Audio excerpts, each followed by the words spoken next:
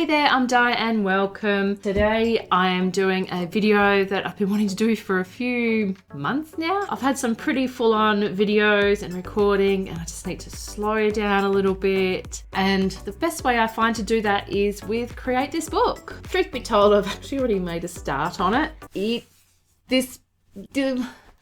this point in time, it's not going great. It started okay, and then I started to colour it. And we all know what happens when I start colouring things. I ruin it. But I'm pushing through. It's gonna get better, I hope. Anyway, let's get into this and I'll catch you up. So the prompt I chose is create seasonal decor. And as Christmas is just around the corner, I thought it would be nice to kick off the festive season with a cute little Christmas scene. Now, the mistakes begin very early in this process, and that blank piece of paper you see there is the first. It's a simple piece of photocopy paper. I normally use sketchbook paper when I know I'm going to be layering up with markers and pencils, but I'm scared that my book is getting pretty chunky, and I'm not even halfway through it. So I thought this paper might help with that issue. But all it really did is cause me other issues, like marker bleed and not enough tooth in the paper to be able to lay a pencil very well. But at least my sketch was shaping up okay. The seasonal decor I wanted to do was some pretty Christmas lights on a tree, but I thought that on its own was a bit meh. So I thought, what if a few little characters were having a bit of a party under the tree while everyone was asleep? So what you see here is a gingerbread man named Ginger taking a bath in a cup of hot chocolate while drinking a cup of hot chocolate himself. Then a little elf, and no, it's not Elf on the Shelf, those little dudes just creep me out. This is Alfie, and he's supposed to be at the North Pole slaving away for Santa, but he's decided to play hooky and is hanging out with Ginger instead. They are cracking up over Ginger's story about how he escaped from the old lady's oven, ran away from a dozen different animals, including a sly fox. He's a real ginger ninja. I started with my Ohuhu alcohol markers, then went in with Prisma colour pencils. The two main beefs I have with this picture is the colour and shading of the gingerbread man and the green stripe I put on the cup. It just looks totally out of place. So I drew a black outline for the whole thing, then traced that image onto some sketchbook paper and started again. Instead of going straight in to colour this drawing and probably making the same mistake on Ginger, I played around with some different shades of brown and practiced blending, so I would hopefully get it right this time. So let me skip to where I got the first time around. Much better. I wanted to start on the lights next as I hadn't totally decided what I was going to do about the tree. I looked at several reference images as I really wanted to make the lights look like they were glowing. So I used 3 shades of each colour. The darker shade I placed on the outside of the globe. The middle shade I used for the inner rim of the light, and the lightest for the centre of the actual light and for the centre of the globe. This method seemed to work pretty well, and later on I used another little trick to help me give it that glowing look. Next up, I bring Alfie to life with some very traditional elf colours of green, white and red. He really is cute, and I worried that when I coloured him his sweet little face would be lost and might end up looking creepy, but he looks just fine.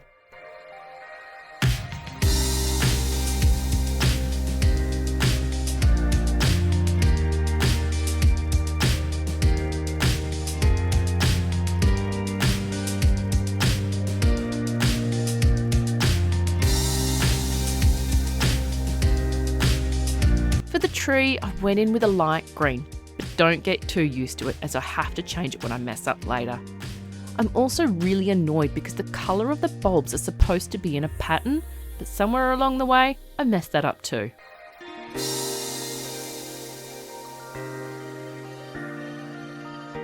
And here's me messing up the tree by trying to do some shadows and texture. Looks absolutely ridiculous, and the only way to hide it was to colour the entire tree darker, which I actually preferred once it was done. Then a simple beige for the floor, and some reflections of the glowing lights.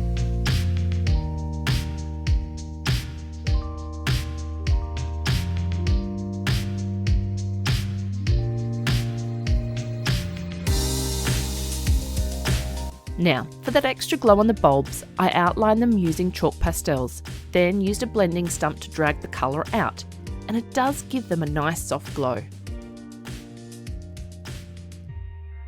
Finally, I trimmed down the edges of the pages and glue them into the book.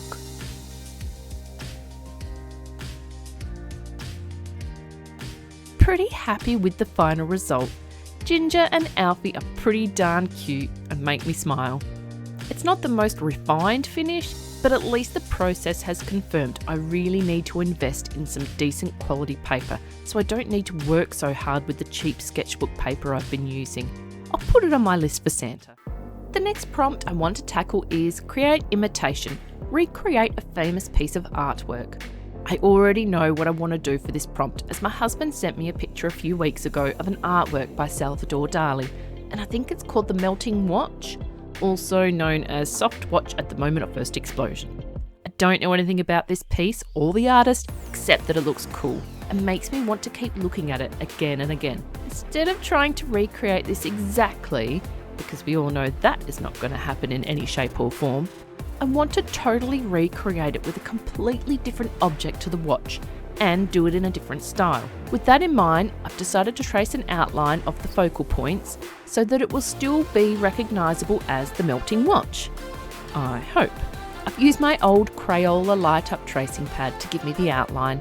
Then I've gone in with pencil and eraser to recreate and transform this watch into a paint palette. I'm not sure what it is about paint palettes that I like so much. I've turned one into a wall lamp using resin, and I've done a paint pour on one, twice. Plus, it's my YouTube icon. I just love the shape of them and the idea they will hold lots of different colours. I think for me, they represent opportunities to be creative. Anyway, after making the alterations, I've decided to use paint pens to colour this. I was originally going to try and stick to the same colour palette as the original artwork. Plus, I wanted to try and blend things, hence the paintbrush. But I decided to work with the paint pens instead of fighting against them, and I eventually opted for a real cartoony look. At some point in colouring this, I remembered watching Casey Golden use paint markers, at least I think it was her, and how she would make a gradient with paint markers without blending. So I tried to use that technique, in a manner of speaking.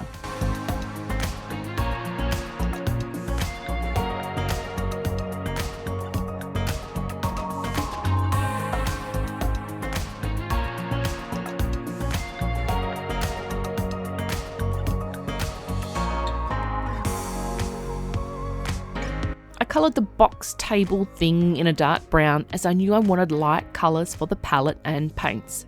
So this will help it contrast and pop.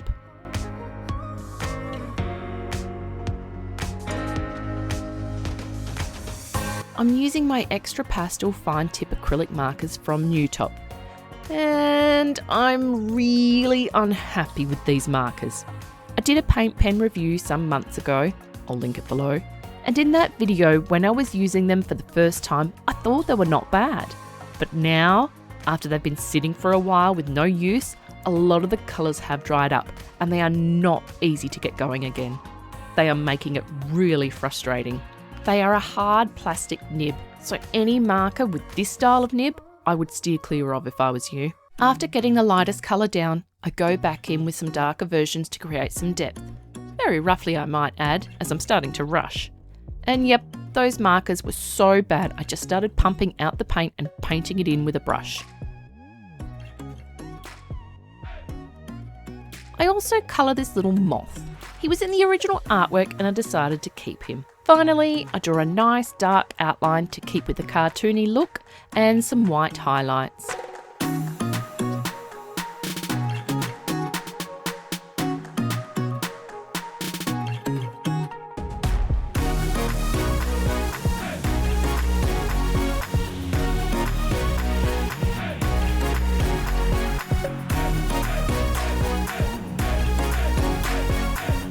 All that's left to do is cut out the window for the prompt and glue it in the book.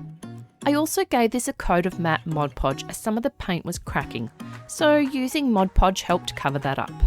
The original and my recreation. I'm going to do one more quick prompt, and for it I want to use this Disney colouring book. The prompt wants me to modify an existing character, so I flip through to try and find a character that will fit in the book. And I land on Mikey from Monsters Inc. I'm not going to try and draw him myself as I want to treat this a bit like a challenge I see real artists doing on YouTube, where they take a child's colouring book and turn good guys evil or turn villains into good guys. Anyway, I want to turn Mikey here into his adorable little sister. The paper in this book isn't great, so I traced it onto some different paper and start modifying. And as is typical for me, I forgot to hit record once I started sketching, so let me catch you up. I've given Mikey, or shall we name her Mirabelle? Mirabelle gets some stereotypical feminine attributes, including long, luscious lashes, full lips, and instead of a cap, she gets a nice big bow plopped on her head. I also added a tutu-looking skirt. For the skin colour, I didn't want green, as that's Mikey. I thought about pink, but that didn't seem right. Blue was taken by Sully, Mikey's best mate, so purple it is. Now, let's talk about the elephant in the room, and that's the fact I've traced 2 out of the 3 drawings I've done today. And I know some people frown on tracing. So firstly, I don't claim to be an artist. On the contrary, I emphasise regularly on my channel I am not. I'm simply someone who enjoys dabbling in all things art and craft. I enjoy painting, sculpting, drawing, but overall creating. And the traced images are not going to be sold for money, so I'm not ripping off someone else's artwork. Secondly, I'm learning, and in my opinion, tracing is a great learning tool. I've watched many a tutorial and art videos, and lots of Riggy-Dig artists use tracing as a tool. Thirdly, and most importantly, I'm just trying to have fun. I find it fun taking something that already exists and modifying it or customising it. Whether it be a handbag I've transformed into Crayola crayons, a figurine I've turned into a YouTuber, a thrift store item I've completely transformed, or a drawing from a kid's book I've modified to look a bit different. I love doing this, and I hope you enjoy seeing it done, as I know I enjoy other content creators doing the same thing. And I hope that seeing my weird and wacky creations on my channel inspire you to let go, get creative, think outside the box, and create exactly what you want to create without fear of having to conform to what others think you should be doing. Well, rant over, and Mirabelle here is nearly done. I'll just quickly whip up a background for her using the Monsters Inc. logo as a wallpaper. Last prompt done. But as I glue her into the book, I realised the prompt said I was only supposed to change 1 thing, and I changed about 5. But in a sense, I only changed once, as I changed it from a male character to a female one. I think she does look rather sweet. I think. Maybe more ugly cute. So here's a final look at my 3 pages. First, we have Ginger and Alfie celebrating the Christmas season.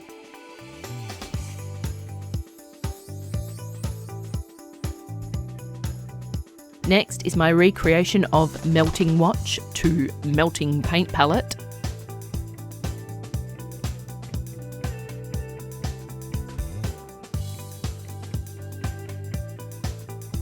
And last we have Mikey's little sister Mirabelle.